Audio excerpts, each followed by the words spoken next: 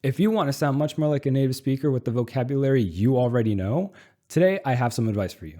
We'll go through two things that I think are absolutely the most important things you need to do in order to sound more like a native speaker. The first thing you need to do is to use contractions. And what do I mean by contractions? Well, it's when we take two words like do and not, and we bring them together and we make the word don't. So this comes in many forms like don't, doesn't, haven't, hasn't, isn't, aren't, won't, and the list goes on. These are super important words because when we don't use contractions, it actually sounds a lot more formal.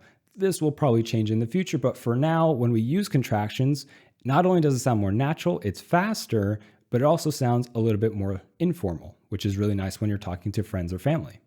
Of course, some popular contractions come with the word are, so we have words like your, we're, and there. And then we also have contractions with the word will. So I'll, you'll, he'll, she'll, it'll, we'll, and the last one, they'll. The next set of contractions are a little bit more like slang, I would say. They're not really words that you should be writing in emails, especially for work, but they're words you can use and write with your friends and family again. So our contraction for want to is wanna. We combine wanna with another verb. So like, I wanna go to the beach, or I wanna eat pizza. Similar to wanna, we have words like shoulda, woulda, coulda. So when we take should have, could have, would have, and we contract them, they become shoulda, woulda, coulda. So as an example, I shoulda eaten pizza last night, not pasta. Dang it, I could have had pizza instead of pasta last night. I would have gone with you, but I was really busy last night. The last kind of contraction we have is what I call double contractions, which are not technically words, like you won't find them in a dictionary. You shouldn't, I don't think, write them in your emails for work. You shouldn't write them in essays for school. But again, this is more about how native speakers actually talk because it creates a more natural flow in the sentence. And we also like to save time when we're speaking. So if we can make something shorter, we like to do that. So again, with should, could, and would, we can make these double contractions like could not have, couldn't have, should not have, shouldn't have, and would not have, wouldn't have. So, as an example, I feel terrible. I shouldn't have had so much pizza last night. Man, I was so tired last night, I definitely couldn't have gone to the movie with you.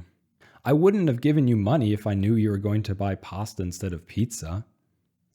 And the next thing you can do to sound more like a native speaker is understand that in English we have strong and weak pronunciations. This happens in just about every single sentence. There's some kind of word that's pronounced strongly and weakly, so it's very common and you should be able to pick up on it very quickly. We'll look at 4 specific examples with words that I think are the most prevalent with this. So the word actually has 2 pronunciations. We have the strong pronunciation a and the weak pronunciation . For example, hey, that's a cat. Yeah, I have a brother. The next word is the. So the strong pronunciation is the, and the weak pronunciation is the. So for example, that's the cat I saw today. Hey, look, that's the cat I saw today. And the next word, to. So the strong pronunciation is to, and the weak pronunciation is ta. So for example, hey man, yeah, I want to go with you, but I can't. Yeah, today I have to do some homework. And for the last example, we have the word of. So the strong pronunciation is of, and the weak pronunciation is . So let's take everyone's favorite phrase. You want to watch baseball? Baseball's not my cup of tea. Oh, you want to watch baseball? Baseball's not really my cup of tea. So those are my tips for how you can sound much more like a native speaker today with the language that you already know. If you guys found this helpful or entertaining, let me know down in the comments. If there's anything else that you guys know for how to sound much more like a native speaker, also let me know down in the comments so that we can all share this information together. I'll also definitely make more videos going in depth into each one of these things in the future, so stay tuned for that. And as always, have a nice day and see you in the next one.